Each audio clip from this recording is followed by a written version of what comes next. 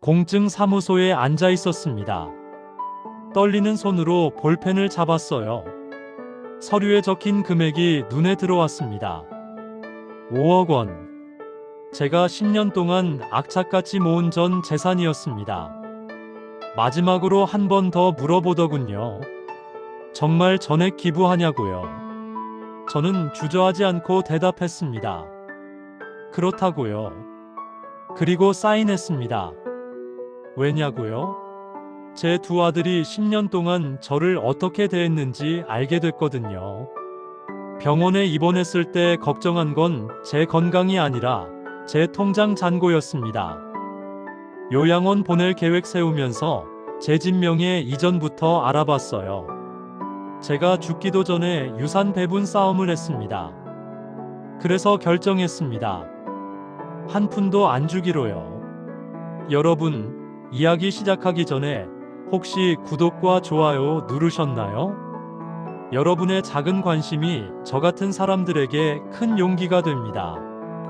제 이름은 김철수입니다. 올해 75세고요. 서울에서 평생을 살았습니다. 30년 동안 작은 철물점을 운영하며 두 아들을 키웠어요. 큰아들은 45세, 작은아들은 42세입니다. 평범한 인생이었습니다. 아내와 함께 두 아들 뒷바라지하며 악착같이 살았어요. 새벽 5시에 가게 문 열고 밤 10시에 닫았습니다. 주말도 없이 일했어요. 애들 학원비 벌려고요. 대학 보내려고요. 큰아들은 좋은 대학 나와서 대기업에 들어갔습니다. 작은아들은 음식점을 차렸어요. 둘 다 결혼했고 손주도 있습니다. 저는 성공한 아버지라고 생각했어요. 3년 전까지는 그랬습니다. 2022년 3월 15일. 그날을 평생 잊지 못할 겁니다. 아내가 갑자기 쓰러졌어요. 아침에 밥 먹다가 젓가락을 떨어뜨리더니 그대로 쓰러졌습니다. 뇌출혈이었어요. 급히 병원으로 실려갔지만 의식을 되찾지 못했습니다. 사흘 동안 중환자실에서 생사를 오갔어요. 저는 그 사흘 동안 한숨도 못 잤습니다. 중환자실 밖 의자에 앉아서 기도만 했어요. 제발 살려달라고요. 하지만 기적은 일어나지 않았습니다. 아내는 그렇게 제 곁을 떠났어요. 50년을 함께한 동반자였습니다. 20살에 만나서 25에 결혼했어요. 가난했지만 행복했습니다. 장례식장은 조용했어요. 친척들도 별로 없었고 아내 친구 몇 분과 제 철물점 단골 손님들이 다였습니다. 장례식 이틀째 되던 날 큰아들이 제 어깨에 손을 얹더군요. 그리고 말했습니다. 이제 혼자 사시기 힘드실 테니 자기네 집으로 오시라고요. 저는 그때 정말 감동했어요. 눈물이 났습니다. 역시 제 아들이구나 싶었죠. 작은아들도 고개를 끄덕이며 형님 집이 넓으니까 거기 가시라고 했어요. 형제가 의논해서 결정한 모양이었습니다. 저는 고마웠어요. 그래, 역시 내가 애들 잘 키웠구나 생각했습니다. 장례를 마치고 일주일 후 큰아들 집으로 이사했습니다. 강남에 있는 40평 아파트였어요. 10년 전에 산 집이었죠. 결혼할 때 제가 5천만 원을 보탰던 기억이 납니다. 당시 제게는 큰 돈이었어요. 철물점에서 3년 동안 한 푼도 안 쓰고 모은 돈이었거든요. 큰아들이 방을 보여줬습니다. 10평도 안 되는 작은 방이었어요. 창문도 작아서 햇빛이 잘 안 들어왔습니다. 하지만 불평하지 않았어요. 얹혀 사는 신세인데 뭐라고 하겠습니까? 짐을 풀고 침대에 누웠습니다. 천장을 보면서 생각했어요. 이제 새로운 삶이 시작되는구나. 아들 가족과 함께 행복하게 살 수 있겠구나. 그때만 해도 저는 몰랐습니다. 이게 악몽의 시작인 줄을요. 처음 일주일은 괜찮았습니다. 며느리도 친절했고 손주들도 할아버지가 온 게 신기한지 잘 따랐어요. 저는 조심스럽게 생활했습니다. 아침 일찍 일어나서 신문 보고 낮에는 산책 나갔다가 저녁 전에 들어왔어요. 최대한 방해되지 않으려고 노력했습니다. 하지만 일주일이 지나면서 분위기가 달라지기 시작했습니다. 어느 날 저녁이었어요. 거실에서 텔레비전을 보고 있는데 며느리가 다가왔습니다. 그리고 물었어요. 혹시 제 재산이 얼마나 되냐고요. 갑작스러운 질문이었습니다. 아내 장례 치른 지 겨우 2주밖에 안 됐는데 벌써 재산 얘기라니. 가슴이 철렁했어요. 이유를 물으니까 나중에 상속 문제도 있고 미리 알아두는 게 좋다고 하더군요. 상속이라는 단어를 들으며 등골이 오싹했습니다. 제가 아직 살아있는데 벌써 제 재산을 계산하고 있었던 겁니다. 하지만 며느리니까 이해하려고 했어요. 그냥 궁금해서 물어본 거겠지 생각했습니다. 그래서 철물점 팔아서 좀 있다고만 대답했어요. 며느리는 만족스러운 표정으로 돌아갔습니다. 저는 그날 밤 잠을 이루지 못했어요. 뭔가 찜찜한 기분이 들었거든요. 하지만 대수롭지 않게 여기려고 했습니다. 한 달 후에 더 충격적인 일이 일어났습니다. 작은 아들이 찾아왔어요. 평소에는 연락도 잘 안 하던 아이가 갑자기 찾아온 거예요. 무슨 일인가 했더니 사업 자금이 필요하다고 하더군요.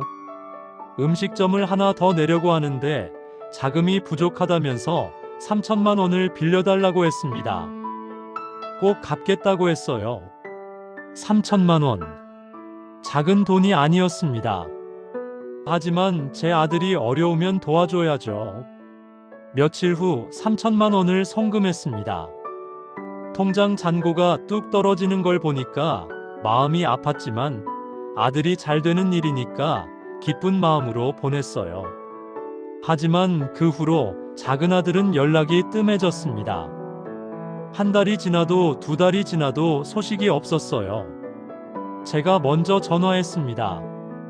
돈은 잘 쓰고 있냐고 물었더니 덕분에 가게 잘 차렸다고 하더군요.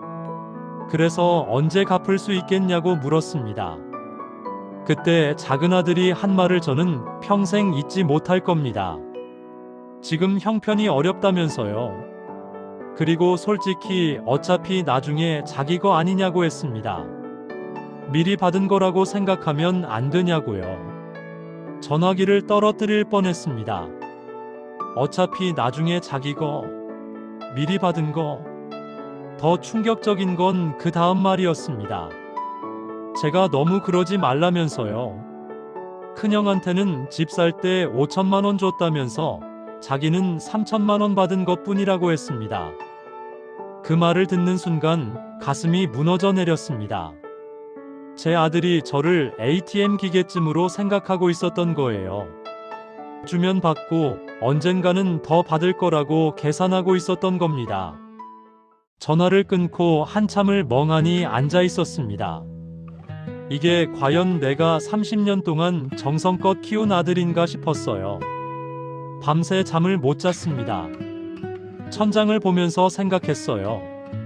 내가 뭘 잘못한 걸까? 어디서부터 잘못된 걸까? 답은 명확했습니다. 제가 너무 많이 줬던 거예요. 아들들이 원하는 건 다 해줬습니다. 대학 등록금도 다 대줬고, 용돈도 충분히 줬고, 결혼 자금도 넉넉하게 줬어요. 집 살 때도 보태줬습니다. 그 결과 아들들은 제 돈을 당연하게 생각하게 됐던 겁니다. 그날 밤 결심했습니다. 지켜보기로요. 이 아이들이 정말 어떤 마음인지 확실히 알아보기로 말이죠. 시험해볼 필요가 있었습니다. 큰아들 집에서 산 지 6개월이 지났습니다. 2022년 9월이었어요. 날씨가 선선해지면서 제 몸도 이상 신호를 보내기 시작했습니다. 기침이 멈추지 않았어요. 처음에는 그냥 감기려니 했습니다. 날씨가 갑자기 추워져서 그런가 보다 생각했어요. 하지만 2주가 지나도 낫지 않았습니다. 밤마다 기침 때문에 잠을 설쳤어요. 가래도 끓고 숨도 가빴습니다. 새벽 2시, 3시에 깨서 1시간씩 기침하다가 겨우 잠들곤 했죠. 며느리가 짜증을 내기 시작했습니다. 밤마다 기침 소리 때문에 애들이 잠을 못 잔다고요. 병원에 가보는 게 좋겠다고 했어요. 목소리에는 걱정보다 짜증이 섞여 있었습니다. 아, 그래서 병원 가라는 거구나 싶었어요. 제 건강이 걱정돼서가 아니라 기침 소리가 시끄러워서였던 거죠. 동네 병원에 갔습니다. 의사 선생님이 청진기로 제 가슴을 오래 들으시더니 심각한 표정을 지으셨어요. 폐렴 증상이 있다고 했습니다. 큰 병원에서 정밀 검사 받아야 한다고 하더군요. 폐렴. 75세 노인에게는 위험한 병이라고 했습니다. 심하면 목숨을 잃을 수도 있다고요. 바로 대학병원으로 갔습니다. 검사를 받았어요. 엑스레이도 찍고 피검사도 했습니다. 결과는 역시 폐렴이었어요. 그것도 꽤 진행된 상태라고 했습니다. 입원해야 한다고 했어요. 최소 2주는 병원에 있어야 한다고요. 연세가 있어서 집에서 치료하기엔 위험하다고 하더군요. 당일로 입원했습니다. 6인실이었어요. 옆 침대에는 저보다 나이가 많아 보이는 할아버지가 누워 계셨습니다. 큰아들에게 전화했어요. 병원에 입원했다고 말했습니다. 폐렴이라고요. 그랬더니 많이 아프냐고 물어보더군요. 좀 힘들다고 했습니다. 그리고 올 수 있냐고 물었어요. 지금 회사에서 중요한 프로젝트를 하고 있다고 했습니다. 주말에 오겠다고 하더군요. 주말. 그러니까 5일 후였어요. 전화를 끊고 작은아들에게도 전화했습니다. 역시 입원했다고 말했어요. 조심하라는 말만 하더군요. 올 수 있냐고 물으니까 지금 가게가 정신없다고 했습니다. 주방장이 그만뒀다면서요. 나중에 가겠다고 했어요. 나중에. 언제인지도 모르는 나중에. 두 아들 모두 바로 올 수 없다고 했습니다. 저는 이해하려고 했어요. 일이 있으니까 어쩔 수 없겠지 생각했습니다. 하지만 옆 침대 할아버지를 보면서 생각이 달라졌습니다. 그분은 입원하신 지 일주일 됐다고 했어요. 그런데 매일 자식들이 교대로 왔습니다. 오전에는 큰아들이 오고, 오후에는 둘째 딸이 오고, 저녁에는 막내 아들이 왔어요. 손주들도 학교 끝나면 왔습니다. 끊임없이 물어봤습니다. 불편한 데 없으시냐고, 물 드릴까요? 오늘 컨디션은 어떠시냐고요. 간호사가 올 때마다 같이 나가서 상태를 물어봤어요. 의사 선생님한테 이것저것 질문했습니다. 약은 잘 듣고 있는지, 언제쯤 퇴원할 수 있는지, 주의할 점은 뭔지 세세하게 물어보더군요. 저는 그 모습을 보면서 눈물이 났습니다. 저렇게 자식들이 와서 걱정해 주는구나. 저도 저렇게 아들들이 와줬으면 좋겠다 싶었어요. 주말이 됐습니다. 큰아들이 왔어요. 하지만 30분 만에 갔습니다. 애들 학원 데려다 줘야 한다면서요. 다음에 다시 오겠다고 했습니다. 다음 주에 작은아들이 왔어요. 역시 30분이었습니다. 가게 청소해야 한다면서요. 조금 있다가 다시 오겠다고 했어요. 그 다시는 오지 않았습니다. 2주 동안 입원해 있으면서 아들들이 병문안 온 건 딱 3번이었어요. 한 번에 30분씩, 총 90분이었습니다. 반면 옆 침대 할아버지는 매일 누군가 와 있었습니다. 하루도 빠짐없이요. 아침부터 저녁까지 교대로 와서 지켰어요. 어느 날 그 할아버지와 이야기를 나눴습니다. 부럽다고 말했어요. 자식분들이 매일 오신다고요. 그분이 웃으면서 말씀하셨어요. 고마운 일이라고요.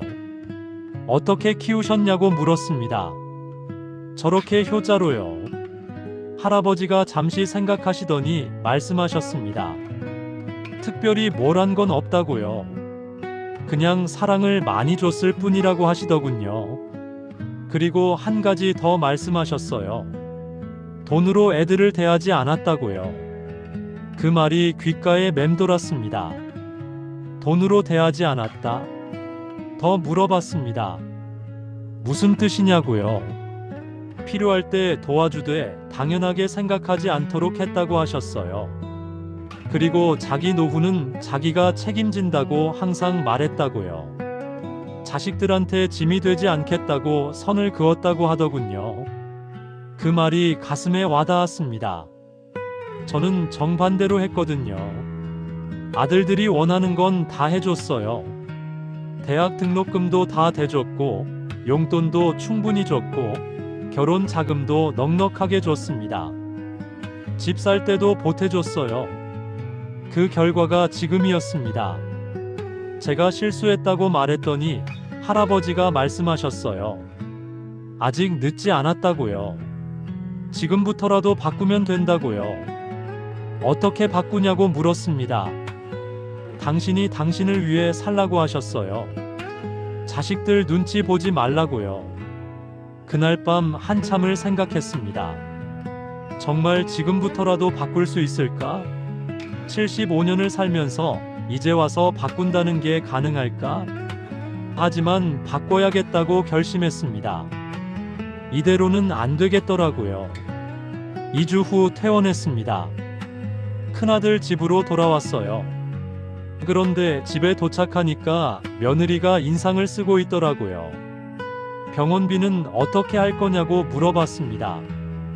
병원비 300만 원 정도 나왔어요. 당연히 제가 낼 돈이었죠. 제가 낸다고 하니까 며느리가 다행이라고 했습니다. 자기네가 내야 하나 걱정했다고요. 그 말을 듣는 순간 허탈했습니다. 아버지가 입원했는데 걱정하는 건 병원비였어요. 방으로 들어와 침대에 누웠습니다. 천장을 보면서 생각했어요. 이제 알겠어. 이 아이들이 원하는 건 나의 사랑이 아니라 나의 돈이야. 그렇다면 테스트해 볼까? 진짜 날 생각하는지, 돈을 생각하는지. 그날부터 계획을 세우기 시작했습니다. 퇴원하고 일주일 후였습니다. 밤 11시쯤 됐을 거예요. 화장실 가려고 일어났는데 거실에서 소리가 들렸습니다. 큰아들과 며느리가 대화하는 소리였어요. 방문을 살짝 열고 귀를 기울였습니다. 며느리 목소리가 들렸어요. 몸도 안 좋으신데 요양원을 알아보는 게 어떻겠냐고 하더군요. 심장이 철렁 내려앉았습니다. 요양원이라니. 며느리는 계속 말했습니다. 집에 계시면 자기네도 불편하고 전문적인 케어를 받는 게 낫지 않겠냐고요. 전문적인 케어. 그럴듯한 핑계였습니다. 큰아들이 제가 좋아하실까 걱정하는 목소리로 물었어요. 그랬더니 며느리가 설득하면 된다고 했습니다. 그리고 목소리를 낮춰서 말하더군요. 혹시 모르니까 명예 이전을 미리 받아놔야 하지 않겠냐고요. 명예 이전. 제 집 명의를 자기네 이름으로 바꾸겠다는 얘기였습니다. 며느리는 계속 말했습니다. 제 나이도 있고 혹시라도 치매 같은 게 오면 복잡해진다면서요. 그리고 제 재산이 5억 정도 된다고 했습니다. 철물점 팔고 모은 돈이랑 집까지 합치면요. 그걸 작은아들한테 빼앗기면 안 된다고 했어요. 큰아들이 작은아들은 이미 3천만 원 받았다고 했습니다. 그랬더니 며느리가 유산은 법적으로 반반이라고 했어요. 그러니까 미리 증여받는 게 낫다고요. 더 충격적인 말이 이어졌습니다. 며느리가 제 건강 상태를 걱정하는 척하면서 사실은 빨리 돌아가셨으면 좋겠다는 뉘앙스로 말하더군요. 물론 직접적으로 그렇게 말하지는 않았어요. 하지만 느낌은 그랬습니다. 요양원 보내고 진명해 받고 나면 편하게 기다리면 된다는 식이었어요. 저는 그 자리에서 얼어붙었습니다. 숨도 제대로 쉬지 못했어요. 너무 충격적이어서요. 제가 키운 아들이 이런 대화를 듣고 있었습니다. 그리고 반박하지 않았어요. 오히려 고개를 끄덕이는 소리가 들렸습니다. 그 순간 세상이 무너졌습니다. 아, 내가 이들에게 돈덩어리였구나. 빨리 정리해야 할 짐이었구나. 발이 얼어붙어서 움직일 수가 없었어요.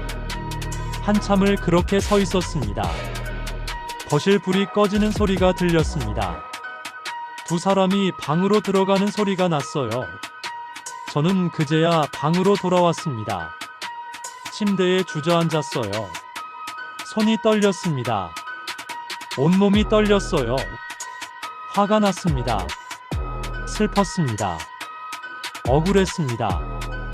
30년 동안 악착같이 일해서 애들 키웠는데, 대학 보내고 결혼시키고 집까지 사주는데 보탰는데, 이게 제 아들이 저한테 갚는 방법이었습니다. 밤새 한숨도 못 잤어요. 눈을 감으면 며느리 목소리가 들렸습니다. 명예 이전, 요양원, 5억. 새벽이 됐습니다. 결심했어요. 확실하게 확인해 보기로요. 정말 이 아이들이 저를 돈으로만 보는지. 며칠 후 제 친구 박 사장을 만났습니다. 50년 직이었어요. 저처럼 장사하다가 은퇴한 사람이었죠. 다방에서 커피를 마시며 털어놨습니다. 그동안 있었던 일들을요. 작은 아들이 3천만 원 빌려간 일, 큰아들네 집에서 들었던 대화, 병원에서 있었던 일들까지 전부요. 박 사장은 조용히 들었습니다. 제가 말을 마치자 한동안 침묵이 흘렀어요. 그러더니 천천히 말했습니다. 확인해 봐야겠다고요. 그것도 확실하게요.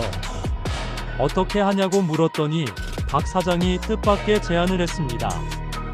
죽은 척 해보라고요. 처음엔 무슨 말인가 싶었습니다.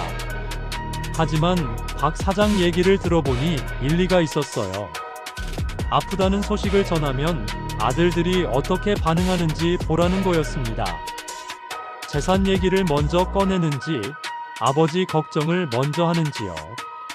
박 사장의 말이 맞았습니다. 그게 가장 확실한 방법이었어요. 집으로 돌아와 생각을 가다듬었습니다. 계획을 세웠어요. 그리고 다음날 큰아들에게 전화했습니다.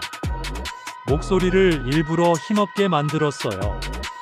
많이 아프다고 했습니다. 요즘 몸이 너무 안 좋다고요. 머리가 어지럽고 다리도 후들거린다고 했습니다. 큰아들이 무슨 말을 할지 기대했습니다. 걱정하는 말을 듣고 싶었어요. 설령 연기라도 좋으니까요. 하지만 큰아들이 한 말은 이거였습니다. 아, 그래서 병원에 가보셨어요? 그리고 잠깐 침묵이 흐른 뒤 물었습니다. 혹시 무슨 큰 병인 것 같으냐고요. 목소리에 걱정이 섞인 것 같았지만 그게 저를 향한 걱정인지 다른 무언가를 향한 걱정인지 알 수 없었습니다. 이틀 후 큰아들이 회사 동료와 함께 왔습니다. 그런데 대화가 이상하게 흘렀어요. 아프신 건 어떠냐는 말을 하다가 갑자기 변호사 이야기가 나왔습니다. 상속 관련 서류 정리를 미리 해두는 게 어르신들 마음이 편하시다면서요. 제 지인인 척 데려온 사람이 사실은 상속 전문 변호사였던 겁니다. 그 순간 모든 게 명확해졌습니다. 아버지가 아프다는 말을 듣자마자 아들이 한 일은 변호사를 데리고 온 것이었습니다. 저는 더 이상 연기할 기운도 나지 않았습니다.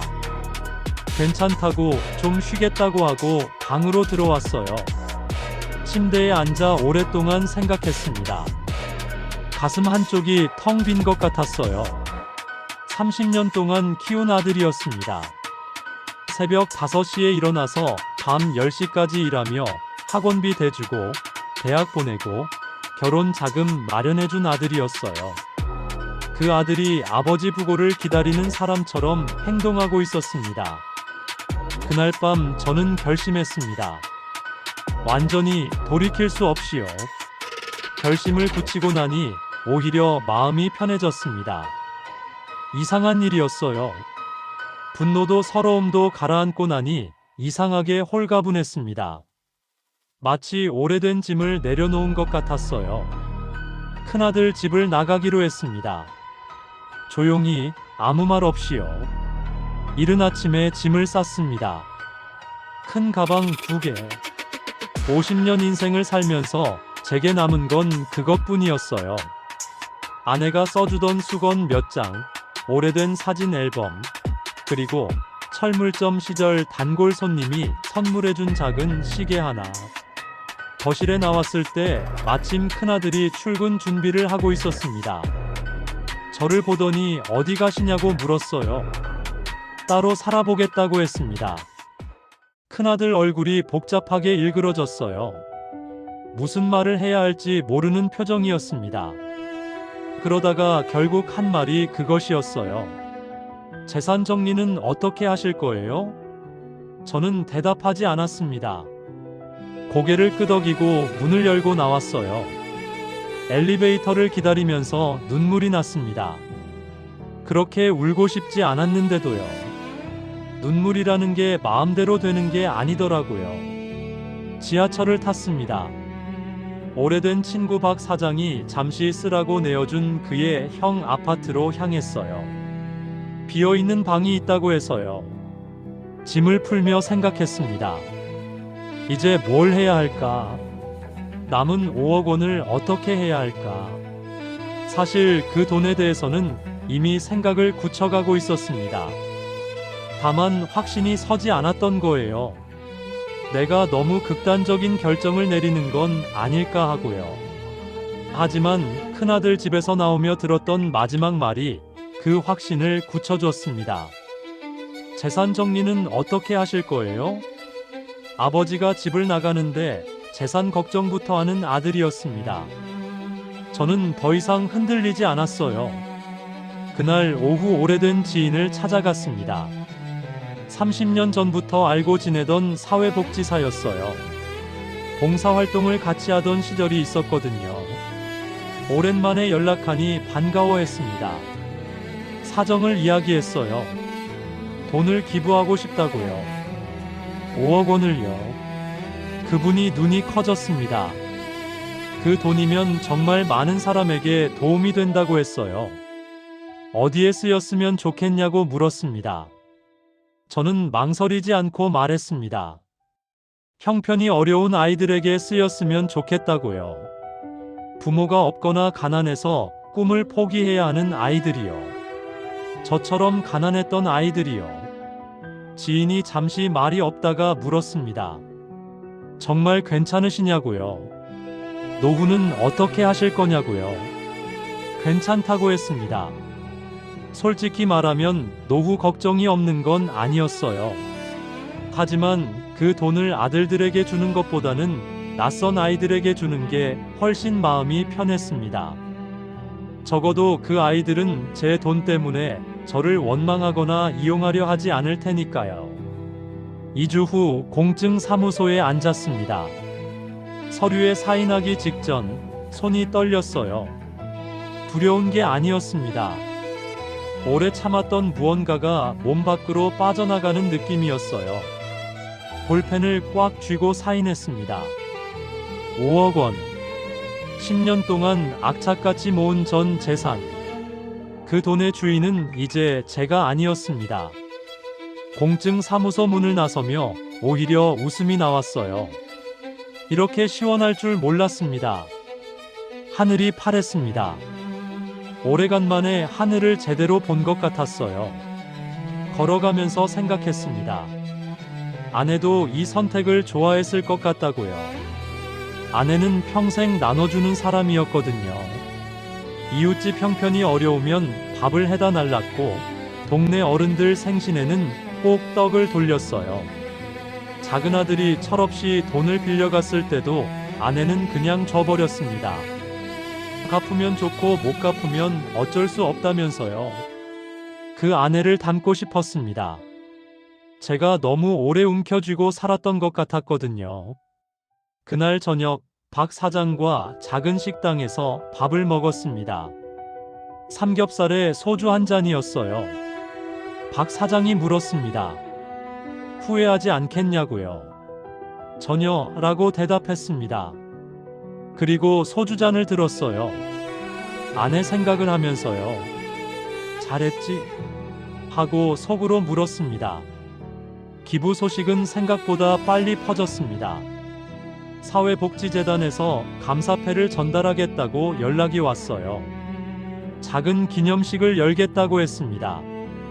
저는 사양했지만 지인이 그래도 해야 한다고 해서 결국 참석하기로 했어요. 기념식 일주일 전이었습니다. 큰아들한테서 전화가 왔어요.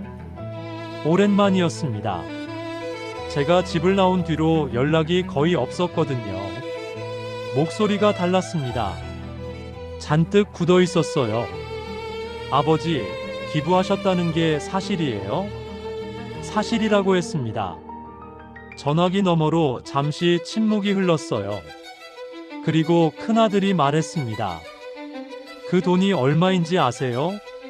5억이에요, 5억. 저희한테 한마디도 없이 어떻게 그런 결정을 하실 수 있어요? 저는 차분하게 대답했습니다. 그 돈은 내 돈이었으니까 라고요. 큰아들 목소리가 높아졌습니다. 아버지가 나이도 있으시고 혹시 무슨 일이 생기면 우리가 책임져야 하는데 어떻게 그런 결정을 혼자 하시냐고요. 그 순간 조용히 물었습니다. 내가 병원에 입원했을 때 넌 몇 번 왔니? 큰아들이 대답을 못했어요. 계속 물었습니다. 내가 아프다고 했을 때 변호사부터 데려온 건 누구였니? 내가 집 나간다고 했을 때 먼저 한 말이 재산 정리였던 게 기억 안 나니? 전화기 너머로 숨소리만 들렸습니다. 저도 감정이 북받쳐서 목소리가 떨렸어요. 하지만 끝까지 말했습니다. 나는 너희를 사랑하는 마음으로 30년을 살았는데 너희는 내 통장을 사랑했구나. 그 차이가 이번에 너무 선명하게 보였어. 큰아들이 한동안 아무 말도 못했습니다. 그러다가 목소리가 약간 달라졌어요. 떨리는 것 같기도 하고 화가 난 것 같기도 했습니다. 그래서 이제 저희한테는 아무것도 안 남겨주신다는 거예요? 그래, 라고 했습니다. 전화가 끊겼어요. 작은아들 전화는 그 다음날 왔습니다. 큰아들보다 훨씬 거칠었어요. 처음부터 언성을 높였습니다. 형이 다 얘기했어요. 기부하셨다고요? 제가 3천만 원 빌린 게 그렇게 서운하셨어요? 그것 때문에 이러시는 거예요? 아니라고 했습니다. 3천만 원은 이미 마음속으로 줬다고 생각했다고요. 그럼 왜요? 왜 갑자기 이러세요? 왜냐고요? 저는 잠시 생각하다가 말했습니다. 너희가 나를 사랑하지 않아서가 아니야. 너희가 돈을 더 사랑해서야. 작은아들이 코웃음을 쳤습니다. 그게 말이 돼요? 아버지가 너무 예민하게 생각하시는 거 아니에요? 그럼 묻겠다고 했어요. 내가 아프다고 했을 때 언제 왔니? 2달 입원해 있는데 몇 번이나 왔어? 작은아들이 조용해졌습니다. 계속했어요. 내가 병원에서 혼자 누워있을 때 옆 침대 할아버지는 매일 자식들이 와서 지켰어. 나는 네가 30분 한 번 온 게 전부야. 전화기 넘어가 고요했습니다. 그게 전부라고 했어요. 길게 설명할 것도 없었습니다. 그 30분이 다였어요. 작은아들이 결국 말했습니다. 그건 바쁘다 보니까 그런 거라고요. 아버지도 아시잖냐고요. 알아 라고 했습니다. 바빠서 그런 거 알아. 근데 사람은 결국 중요한 것에 시간을 써. 내가 중요하지 않았던 거야. 솔직히 그거잖아. 더 이상 말이 없었습니다. 전화를 끊으면서 생각했어요. 이 아이들이 나쁜 사람들은 아닐 거라고요. 그냥 어느새 그렇게 됐겠지 싶었습니다. 너무 많이 받다 보니 감사함을 잃어버린 거라고요. 그게 어쩌면 제 탓이었습니다. 그들이 원하는 것보다 더 많이 줬으니까요. 그날 밤 일기를 썼습니다. 오랜만에 쓰는 일기였어요. 아들들에게 미안하다. 더 많은 걸 가르쳐 줬어야 했는데. 돈보다 중요한 것들을요. 기부 기념식은 작은 강당에서 열렸습니다. 플라스틱 의자 50개쯤 놓여 있었어요. 재단 관계자들과 복지사들, 그리고 제 지인 몇 명이 왔습니다. 박 사장도 왔고요. 재단 이사장이 감사 인사를 했습니다. 이 기부금으로 장학 사업을 꾸릴 수 있게 됐다고 했어요. 형편이 어려운 학생 20명이 매년 혜택을 받을 수 있을 거라고 했습니다. 20명. 그 숫자가 가슴에 와닿았습니다. 제 돈이 20명의 아이들한테 매년 닿는다는 게요. 짝짝짝 박수 소리가 들렸어요. 제 이름이 호명됐습니다. 앞으로 나가서 상패를 받았어요. 카메라 플래시가 터졌습니다. 저는 어색하게 서 있었어요. 원래 사진 찍히는 걸 안 좋아하거든요. 기념식을 마치고 나오는데 뒤에서 작은 손이 제 손을 잡았습니다. 돌아보니 10살쯤 돼 보이는 여자아이였어요. 수줍은 표정으로 올려다보고 있었습니다. 재단 관계자가 설명해줬어요. 장학금을 받는 아이 중 한 명이라고요. 오늘 기념식에 참석했다고 했습니다. 아이가 말했어요. 감사합니다 라고요. 작은 목소리였지만 또렷했습니다. 저는 쪼그려 앉아서 아이 눈높이를 맞췄어요. 공부 열심히 해 라고 했습니다. 아이가 고개를 끄덕였어요. 그 눈빛이 아직도 기억납니다. 맑고 빛났어요. 세상 걱정 같은 건 없는 것 같은 눈이었습니다. 그 아이 눈을 보면서 처음으로 생각했습니다. 잘했다고요. 이 선택이 진짜 잘한 거라고요. 기념식 이후 생활이 조금 달라졌습니다. 박 사장 형 아파트에서 작은 보증금 방으로 이사했어요. 넓지 않았지만 제 공간이었습니다. 창문으로 햇빛이 잘 들어왔어요. 국민연금이 매달 나왔습니다. 30년 동안 꼬박 부었던 거였어요. 많지는 않지만 혼자 사는 데는 충분했습니다. 아침에 일어나서 산책을 나갔어요. 동네 공원을 한 바퀴 돌았습니다. 그냥 걸었어요. 서두를 것도 없이 닿아야 할 곳도 없이요. 철물점 운영하던 시절엔 아침 5시에 일어나서 밤 10시에 잠들었어요. 쉬는 날이 없었습니다. 늘 뭔가에 쫓기는 기분이었어요. 지금은 처음으로 제 속도로 살고 있었습니다. 재단 쪽에서 연락이 왔어요. 혹시 봉사활동에 참여해 보실 의향이 있냐고요. 거동이 불편한 어르신들 말벗 봉사라고 했습니다. 당연히 하겠다고 했어요.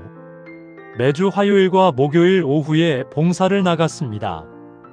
요양시설에 계신 어르신들 방을 돌면서 말동무가 됐어요. 80대, 90대 어르신들이었습니다. 저보다 훨씬 많은 걸 겪어온 분들이었어요. 한 할머니는 6.25 때 혼자 피난을 나왔다고 하셨어요. 남편은 전쟁에서 잃고 애들을 혼자 키웠다고요. 아직도 그 시절 얘기를 하면 눈물을 흘리셨습니다. 할머니 옆에 앉아서 들었어요. 별로 위로의 말 같은 건 하지 않았습니다. 그냥 들었어요. 할머니가 고마워했습니다. 말을 들어주는 사람이 많지 않다고요. 저도 그 시간이 좋았어요. 제 이야기를 꺼내지 않아도 됐고 무언가를 증명하지 않아도 됐어요. 그냥 그 자리에 있어주는 것만으로 됐습니다. 그러면서 조금씩 깨달아갔습니다. 제가 아들들에게 원했던 게 바로 이거였다는 것을요. 화려한 효도가 아니었어요. 그냥 옆에 있어주는 것, 아프면 와줬으면 하는 것, 한 번쯤 어떻게 지내냐고 물어봐 주는 것, 그게 전부였습니다. 그걸 못 받았다는 게 서운했던 거예요. 돈이 문제가 아니었어요. 돈은 그냥 그 서운함이 겉으로 드러난 형태였을 뿐이었습니다. 어느 목요일 봉사를 마치고 돌아오는 길이었어요. 저녁 햇살이 길게 뻗어 있었습니다. 핸드폰이 울렸어요. 낯선 번호가 아니었습니다. 큰아들이었어요. 받을까 말까 한참 고민했어요. 결국 받았습니다. 아버지, 저예요. 잘 지내시죠? 조용하고 조심스러운 목소리였습니다. 잘 지낸다고 했어요. 잠시 침묵이 흐르다가 큰아들이 말했습니다. 한번 뵐 수 있을까요? 밥이라도 같이 먹고 싶어서요. 저는 대답하지 않았습니다. 잠시 생각했어요. 그래, 라고 했습니다. 큰아들과 밥을 먹었습니다. 강남 큰 식당이 아니었어요. 제가 사는 동네 근처 작은 순댓국 집이었습니다. 큰아들이 거기로 오겠다고 했어요. 처음에는 서로 어색했습니다. 할 말이 많은 것 같기도 하고 아무것도 없는 것 같기도 했어요. 국을 한 숟가락씩 뜨면서 큰아들이 먼저 말을 꺼냈습니다. 많이 서운하셨죠? 서운했다고 했습니다. 솔직하게요. 큰아들이 고개를 숙였어요. 한동안 고개를 못 들었습니다. 그러다가 눈이 빨개진 채로 말했어요. 저도 몰랐어요, 아버지. 그게 그렇게 잘못된 건지요. 아버지, 돈이 당연한 거라고 어느 순간부터 생각했던 것 같아요. 그게 얼마나 나쁜 건지 몰랐어요. 저는 조용히 들었습니다. 큰아들이 계속 말했어요. 아내가 요양원 얘기를 꺼냈을 때 말렸어야 했는데 그러지 못했다고요. 그게 가장 후회된다고 했습니다. 후회한다는 말을 듣는 게 이상하게 마음을 흔들었어요. 화가 풀렸다는 게 아니었습니다. 다만 그 사람이 제 아들이라는 게 다시 느껴졌어요. 뭐라고 대답해야 할지 몰랐습니다. 그래서 그냥 밥이나 먹자고 했어요. 밥을 다 먹고 나서 큰아들이 물었습니다. 저희한테 정말 아무것도 안 남겨주실 거예요? 응, 이라고 했습니다. 변하지 않았어요. 큰아들이 알겠다고 했습니다. 더 이상 뭐라고 하지 않았어요. 헤어지면서 큰아들이 말했습니다. 가끔 연락할게요. 그래, 라고 했습니다. 작은아들한테서는 2달쯤 후에 연락이 왔어요. 큰아들보다 오래 걸렸습니다. 문자 메시지였어요. 길지 않았습니다. 아버지, 죄송해요. 그동안 너무 당연하게 생각했어요. 저도 문자를 보냈습니다. 알아. 밥이나 한번 먹자. 그게 전부였습니다. 긴 화해도 드라마 같은 감동도 없었어요. 하지만 그게 맞는 것 같았습니다. 삶이란 원래 그런 거니까요. 극적이지 않고 조용하게 이어지는 거니까요. 지금 저는 작은 방에서 혼자 살고 있습니다. 매주 화요일과 목요일엔 봉사를 나가고 매일 아침엔 공원을 걷습니다. 한 달에 한 번씩 큰아들과 밥을 먹고 가끔 작은아들한테서 문자가 와요. 부자지간이 완전히 회복됐다고는 말하기 어렵습니다. 솔직하게 말하면요. 상처는 쉽게 아물지 않아요. 하지만 관계가 끊기지는 않았습니다. 그걸로 충분하다고 생각해요. 5억이 없어도 살 수 있다는 걸 처음엔 몰랐습니다. 평생 돈을 모으며 살았거든요. 돈이 있어야 안전하다고 생각했어요. 돈이 있어야 자식들이 저를 함부로 대하지 않을 거라고요. 하지만 오히려 반대였습니다. 돈이 있으니까 자식들이 저를 돈으로 봤던 거예요. 그 돈을 내려놓고 나서야 저는 그냥 아버지가 됐습니다. 돈 없는 그냥 아버지요. 요즘은 아내가 꿈에 나옵니다. 젊었을 때 모습으로요. 25살 때 결혼식 날 입었던 한복을 입고 웃고 있어요. 꿈에서 아내한테 물었습니다. 잘한 거야? 하고요. 아내가 웃기만 했습니다. 말은 하지 않았어요. 그 웃음이 대답인 것 같았습니다. 여러분께 한 가지 말씀드리고 싶습니다. 제가 이 이야기를 꺼내는 건 아들들을 욕하려는 게 아닙니다. 저도 잘못한 게 있어요. 돈으로 사랑을 대신하려 했던 시간이 분명히 있었거든요. 다만 바라는 게 있다면 이겁니다. 부모를 돈으로 보지 마세요. 언젠가는 내가 부모가 되니까요. 그리고 자식을 돈으로 키우지 마세요. 나중에 자식이 여러분을 돈으로 볼 테니까요. 사랑은 통장 잔고로 측정할 수 없습니다. 아무리 많이 줘도, 아무리 넉넉하게 해줘도 그게 사랑의 크기가 되지는 않아요.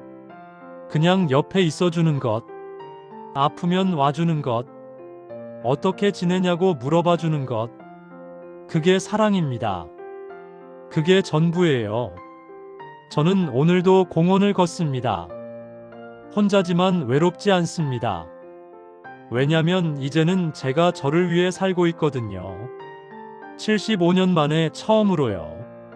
긴 이야기 들어주셔서 감사합니다. 공감이 되셨다면 좋아요와 구독 부탁드립니다.